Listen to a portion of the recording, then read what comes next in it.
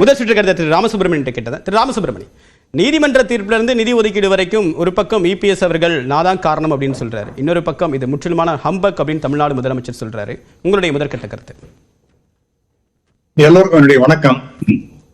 நண்பர் கனகராஜ், நான் அதெல்லாம் பேசலான்றது அவர் ரொம்ப அழகாக அந்த லிஸ்ட் அவுட் பண்ணிட்டாரு. என்னென்ன ரெக்குவயர்மெண்ட்ஸ் இருந்தது, அதெல்லாம் அதிமுக ஆட்சியில அதெல்லாம் என்ன செய்தார்கள், என்ன செய்யாமல் விட்டார்கள் அப்படிங்கறதெல்லாம் பத்தி மிக அழகாக சொல்லிட்டார். ஒரு 7,000 கோடிக்கு ஒரு அழகா லிஸ்ட் அவுட் பண்ணிட்டார் அவர். அதனால நான் மறுபடியும் like parrot I don't want to repeat. ஆனா அதுதான் முக்கியமான அம்சமாக நான் பார்க்கின்றேன். அதாவது ஒரு நிதி விஷயங்கள்ல எந்த அளவிற்கு மத்திய அரசு தமிழ்நாட்டை வஞ்சிக்கின்றது அப்படிங்கறத அது தெரியப்படுகிறது. அது அவங்க திருப்பி சொன்னது என்னன்னா, மிக முக்கியமான விஷயம், இந்த மன்ரேகாக கொடுக்கல அப்படிங்கிறது ஒண்ணு மட்டுமல்ல. அந்த முக்கியமான விஷயம் என்னன்னா, இந்த ஜிஎஸ்டி காம்பன்சேஷன், அதாவது லாஸ் வந்ததுன்னா அவங்க கொடுக்கணும் அப்படிங்கிறது 2 பேர் அக்செப்ட் பண்ணது. அது கொடுக்கவே இல்லை. அதையும் தாண்டி 5 வருஷம் ஆன பிறகு பணத்தை கொடுக்கணும், ஏதாவது if there is any loss, அதை காம்பன்சேஷன் நம்ம கொடுக்கறோம் அப்படின்னு சொல்லிட்டு it was announce in the parliament itself. ஆனால் அதை கம்ப்ளீட்டா ஒதுக்கி தள்ளிட்டாங்க. அதை நமக்கு கொடுக்கவே முடியாதுங்கிற மாதிரி. இப்ப 20,000 கோடி ரூபாய்கள் இந்திய தமிழ்நாட்டுக்கு வருஷத்துக்கு நஷ்டம் வந்து கொண்டிருக்கிறது. அதுக்கு யார் பொறுப்பு? 2வதாக, இந்த பள்ளிக்கூட பசங்களுக்கு இந்த சமக்ர சிக்ஷா அபியான் அப்படிங்கிறது அதாவது எல்கேஜி டு +2 வரைக்கும் இருக்கிறது.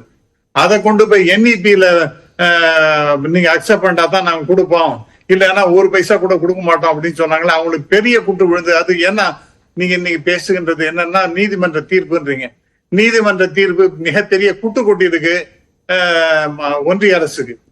என்னன்னா, நீங்க எப்படி அந்த NEP it is up to the state whether to accept or not to accept அப்படிங்கிற மாதிரி. அப்ப இந்த மும்மொழி திட்டத்தையோ அல்லது NEP-யோ நீங்க கம்பல்சரியா அதை இம்ப்ளிமெண்ட் பண்ணணும் அப்படிங்கறத சொல்லவே முடியாதுங்கிறத ரொம்ப தெளிவாக அற்புதமான ஒரு ஜட்ஜ்மெண்டா கொடுத்திருக்கிறது. ஆகவே நீங்க அந்த பணத்தை கொடுக்கணுமா வேண்டாமா, அதை கொடுக்கவே இல்லை. ஆகவே இந்த எல்லா விதத்திலும் நமக்கு இப்ப 15th ஃபினான்ஸ் கமிஷன் அப்படின்னு எடுத்துட்டீங்கன்னா, என்னென்ன பேசிஸ்ல அவங்க பணத்தை எல்லாம் கொடுக்கணும் அப்படிங்கிறது ஒரு டிட்டர்மினேஷன் எல்லா ஸ்டேட்டுக்கும் எப்படி கொடுக்கணும்னா, income distribution, population, area, demographic performance, forest and ecology, tax effort, இதெல்லாம் நான் சொன்னேன்னா மிஸ்டர் சூர்யா அவருக்கும் நல்லா தெரியும் இதெல்லாம். ஆகவே இந்த விஷயத்தை பேஸ் பண்ணி தான் கொடுக்குறாங்க. ஆனால் இது எல்லாத்துலயும் பர்ஃபார்மன்ஸ் வைஸ் தமிழ்நாடு பெட்டராகவே இருக்கின்றது. ஆனா பாப்புலேஷன் வைஸ் நாம கண்ட்ரோல் பண்ணிருக்கோம். It is a credit to Tamil Nadu. ஆனால் கடைசியில் நமக்கு கிடைக்கிறது என்னன்னா, வெறும் 29 பைசா தான் கிடைக்கின்றது. ஆனால் 1 ரூபாய்க்கு நாம பணம் கொடுத்தோம்னா 1 ரூபாய்க்கு 29 பைசா தான் கிடைக்கிறது. ஆனால் உத்தரப்பிரதேசத்துக்கு 2 ரூபாய் 73 காசு கிடைக்கிறது. பீகார் 7.6 பைசா கிடைக்கிறது. ஆகவே இந்த விதத்துல நமக்கு மிகப்பெரிய துரோகத்தை தான் மத்திய அரசாங்கம் செய்து கொண்டிருக்கின்றது என்பதுல ஒண்ணுமே சந்தேகம். அதனால இதுக்கும் ஒரு நீதிமன்ற தீர்ப்பு வர வேண்டும் என்று நான் எதிர்பார்க்கின்றேன். இந்த மாதிரி ஒரு அநியாயமான டிஃபரன்சியேஷன் கூடாது. முன்னாடி 13வது பினான்ஸ் கமிஷன் இருந்த போது நமக்கு 4.6% இருந்தது. இப்ப அது 4. தமிழ்நாடு பொதுவா வஞ்சிக்கப்படுது அப்படின்றது பொதுவான ஒரு குற்றச்சாட்டு. ஆனா இன்னைக்கு மன்ரேகால இருக்கக்கூடிய நிலுவை நிதியை என்னுடைய முயற்சியால தான் பாஜக விடுவிச்சிருக்கு. கூடுதலாக மெட்ரோ 2ஆம் கட்ட திட்டத்திற்கான நிதி நான் சந்திச்சதால்தான் விடுவிச்சிருக்காங்க அப்படின்னு சொல்லிட்டு இபிஎஸ் ஒரு கிளைம் சொல்றாரு. ஆனா இதுக்கு கடுமையான விமர்சனத்தை முதலமைச்சர் முன்வைக்கிறார். அந்த சந்திப்பு நாள் தான் அந்த தமிழ்நாட்டுக்கான நிதி விடுவிக்கப்பட்டதா? இல்ல, அதாவது அவர் அப்படி பேசுகின்றார் என்றால் பல விஷயத்தில் அவர் இன்டர்வியூன் பண்ணலாம். ஏன்னா இன்னைக்கு பாஜகவோட கூட்டணியில இருக்கிறதுனால இப்ப நாம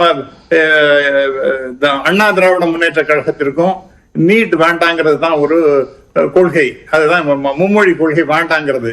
இதெல்லாம் எடுத்து கூட அவங்ககிட்ட பேசி வாங்கலாமே, பணத்தை ஒண்டி வாங்குறத பத்தி இல்ல. இந்த விஷயத்த நீட் எல்லாம் கூடாதியா, நாங்க எல்லாருமே அப்போஸ் பண்றோம் எக்ஸப்ட் பிஜேபி, மத்த எல்லாரும் அக்செப்ட் பண்ணவே இல்லாத, அதனால அது வேண்டவே வேண்டாம். அது போல மற்ற மும்மொழி கொள்கை எங்களுக்கு ஏற்கவே முடியாது. டீலிமிட்டேஷன் இஷ்யூவா இருக்கா, அதுவும் எங்களுக்கு ஏன்னா அது எங்களுக்கு பெரிய பாதகமாக முடியும் போல இருக்கு. ஆகவே இதெல்லாம் நீங்க தயவு செய்து நிறுத்தி வையுங்கள் அல்லது இதெல்லாம் கைவிட்டு விடுங்கள் அப்படின்னு நம்முடைய எதிர்கட்சி தலைவர் சொன்னார்னா நாம அதையும் வரவேற்போம். அது நம்ம இல்லைன்னு சொல்ல முடியாது. ஆகவே இந்த ஆங்கிள் பாத்தீங்கன்னா டெஃபினட்டா நமக்கு மிகப்பெரிய துரோகத்தை தான் மத்திய அரசு செய்து கொண்டிருக்கின்றது. இந்த துரோகத்தை எல்லாம் சரி செய்யக்கூடிய நிலைமையில உயர் திரு இபிஎஸ் அவர்கள் இருக்கின்றார்கள். Letting use is good officers to get justice for Tamil Nadu அப்படிங்கறத என்னுடைய பாயிண்ட். இது ஒரு பக்கமா இருக்கட்டும். ரெண்டாவது பாத்தீங்கன்னா இந்த நீதி அந்த பொள்ளாச்சி விவகாரத்துல ஒரு சில விஷயங்கள் நான் சொல்ல விரும்புகிறேன்.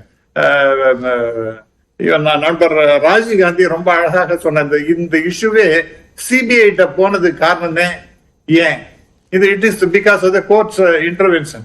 இதுல பல விஷயத்துல வெளியில வந்தது. இந்த சமயத்துல கோர்ட் சிபிஐ ஜெயிச்சுடுது அப்படிங்கிற மாதிரி எல்லாம் சொல்றான்னு நாம பெருமைப்படுறது ஒண்டி கிடையாது. கேரவன் மேகசின் அப்படிங்கறதுல ஒரு சில விஷயங்கள்லாம் இருக்கு. அந்த 2-3 சென்டென்ஸ் ஒண்டி நான் படிக்க விரும்புகிறேன். CBI even attempted to prematurely close a case அப்படின்னு ஒண்ணு சொல்லியிருக்கு. and it was reprimanded by the lower court and asked to continue its investigation. அப்ப சிபிஐ அதை க்ளோஸ் பண்ணிடணும் அப்படிங்கிற மாதிரி ஒரு முயற்சி எல்லாம் செய்திருக்கின்றார்கள் அப்படிங்கறத பத்தி இந்த கேரவன் மேகசின் சொல்லுகின்றது. ஆனால் அது முடியல. ஏன்னா கோர்ட் இன்டர்வியூ பண்ணி அதை செய்யக்கூடாது. After initial FIR file by CBI there has not been a single update on the case on the CBI website which a former CBI officer told which as highly unusual. ஆகவே எந்தெந்த விதத்துல அதை எப்படி மூடி மறைக்கணும்ங்கிற முயற்சிகள் எல்லாம் நடந்தன. ஆனால் டெஃபினட்டாக இந்த பப்ளிக் ஒப்பீனியன் இருக்கு பாருங்க, அதுவும் குறிப்பாக இந்த கேஸ் வெளியில வந்ததுக்கு மிக மிக முக்கியமான காரணம் நக்கீரன் அந்த பத்திரிகை. அது ஒரு இன்வெஸ்டிகேட்டிவ் ஜேர்னல். அவங்களுக்கு இன்ஃபேக்ட் தமிழ்நாடு மிகப்பெரிய அளவிற்கு நக்கீரன் மேகசின். தொடக்கத்துல சிபிஐக்கு ஒரு தயக்கம் இருந்ததுன்னு சொல்றீங்களா? நீதிமன்றத்துடைய கண்காணிப்பும் மக்களுடைய அந்த உணர்ச்சியும் தான் சிபிஐக்கு ஒரு அழுத்தம் கொடுத்துச்சுன்னு சொல்றீங்களா? அரசு படிச்சு காமிச்சேன் சார். நான் ஐ don't want to repeat like a parent. நான் தான் இப்ப படிச்சு காமிச்சேன். டெஃபினட்டா பொதுமக்களுடைய அழுத்தம் அதாவது மனசாட்சியை உலுக்கிடுது. தமிழ்நாட்டு மக்களுடைய தமிழ்நாடு மட்டுமல்ல, இந்த மாதிரி நடந்ததுங்கிறது இந்தியாவில் இருக்கக்கூடிய அனைவருடைய மனசாட்சியும் உலுக்கியது என்பது உண்மை. குறிப்பாக தமிழ்நாட்டினுடைய மனசாட்சியை உலுக்கியது. அதற்கெல்லாம் யாரெல்லாம் ஆக்ட் பண்ணினாங்க அப்படிங்கறது அந்த ஆர்டிகள்ல ரொம்ப தெளிவாக சொல்லப்பட்டிருக்கு. இந்த 19 வயசு காலேஜ் கேர்ள் அந்த ஃபைல் பண்ணது கேஸ் ஃபைல் பண்ணினதுங்கிறது இருக்கு, அது பாராட்டத்தக்கது அப்படிங்கிற மாதிரி ரொம்ப அப்ரிஷியேட் பண்ணியிருக்காங்க. ஆகவே இன்னைக்கு இந்த அளவிற்கு it has come to a logical end because of the present government. இவங்க அதையும் முன்னாடி இழுத்து மூடுற மாதிரி சிபிஐ எல்லாம் ட்ரை பண்ணினது, அதுக்கெல்லாம் முடியாதபடிக்கு ஒரு லாக் போட்டதுங்கிறது கோர்ட். அதை தாண்டி பப்ளிக் ஒப்பீனியன் ரொம்ப சிவியராக இருந்தது. அதுவும் குறிப்பாக கனிமொழி அவர்களா இருக்கட்டும் அல்லது அந்த வாசுகி அம்மையாரா இருக்கட்டும், இவங்களுடைய கடுமையான முயற்சிகள் பொதுமக்கள் அந்த குறிப்பாக அன்னைக்கு ஒரு பெரும் போராட்டத்தை பார்க்க முடியுது. தமிழ்நாடு முழுக்க அந்த பெரும் போராட்டத்தை பார்க்க முடியுது. முதல் சுற்று கருத்தா எடுத்துக்கிறேன்.